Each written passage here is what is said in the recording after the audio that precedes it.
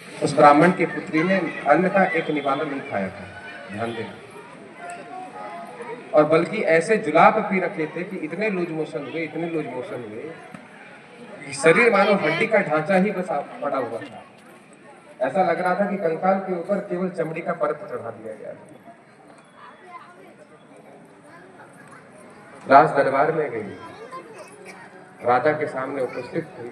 राजा ने जो ही उस लड़की को देखा भयभीत हो गया, डर गया कि कौन आ गया मेरे सामने, इतना खतरनाक स्वरूप। ब्राह्मण पुत्री हंसने लगी। आप उससे विवाह करना चाहते थे ना राजन, मैं आ गई हूं। और सुनो, मैं आपके लिए 2 उपहार लेकर के आई हूं। क्या उपहार है?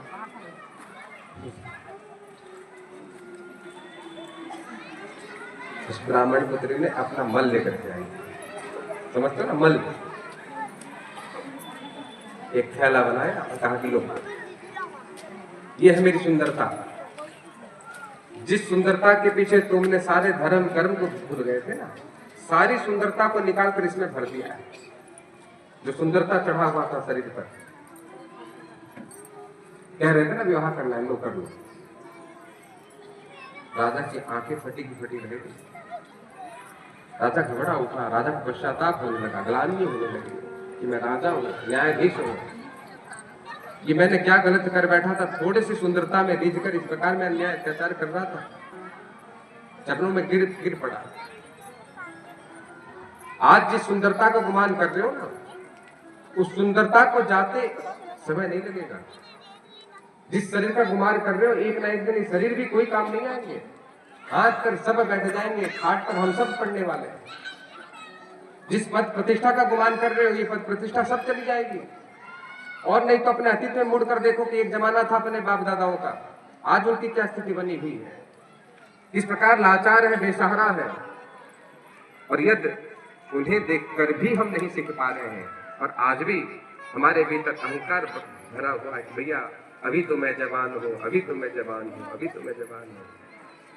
तो यह जवानी कब निकल जाती है, बुढ़ापा कब आकर मगर के रूप में पैर पकड़ लेती है, ये तो हाथी को भी जैसे पता नहीं चला, हमारी भी उसी दशा है।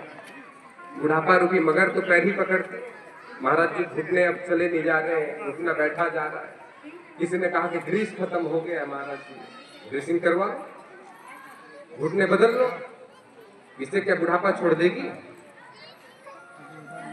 बुढ़ापा छोड़ने वाले नहीं है महाराज। कितना पुर्जे बदलोगे, कितने पुर्जे बदलोगे, क्या कुछ बदल सकते हो? एक दिन ऐसा आएगा कि पूरा शरीर बदलना पड़ेगा, तब क्या करोगे? राधे राधे बोलना पड़ेगा। ये हाथी की कथा नहीं है, ये हम सब की कथा है प्यारे। आज चलती में है, आज खूब धन है, खूब संपत्ति है, खूब पद है, खूब प्रतिष्ठा है, तो गुमान मत करो। उस समय के लिए स्वयं को तैयार करो कि जब अंतिम समय आएगा और काल रूपी मगर पकड़ेगा, तब हमारी दशा क्या होगी, तब हम क्या करेंगे। और ये होना तय है, सबके साथ होगा। हाथी का पैर पकड़ लिया मगर, पूरे रक्त को पी गया, हाथी दुर्बल हो गया, शरीर का अभिमान चला गया। जब शरीर का अभिमान चला गया तो अपनों से उम्मीद कर बैठा कि भैया इतने इनके पीछे मैंने खर्च किए हैं, बच्चों को पढ़ाया है, लिखाया है, बड़ा आदमी बनाया है, डॉक्टर बना है, इंजीनियर बना है, अब ये तो मुझे बचाएंगे ही। बच्चों ने भी हाथ खड़े कर दिए कि पिताजी कब तक आखिर आपके पीछे धंधा बाड़ी सब छोड़कर लगे रहेंगे। अरे भैया हो गया, खूब चले गए रायपुर, खूब MMI पर जाकर के हमने हाजिरी लगा दी, अब चलो घर। अब एक खाट डाल दी जाती है और पिताजी के हाथ में एक माला धरा दी गई और पिताजी से कहा गया कि पिताजी अब तो खूब याद करो मुझे, जहां जाना है। घर वाले प्रतीक्षा करने लगते हैं कि भैया भगवान अब इनकी सुन ले जाओ अब।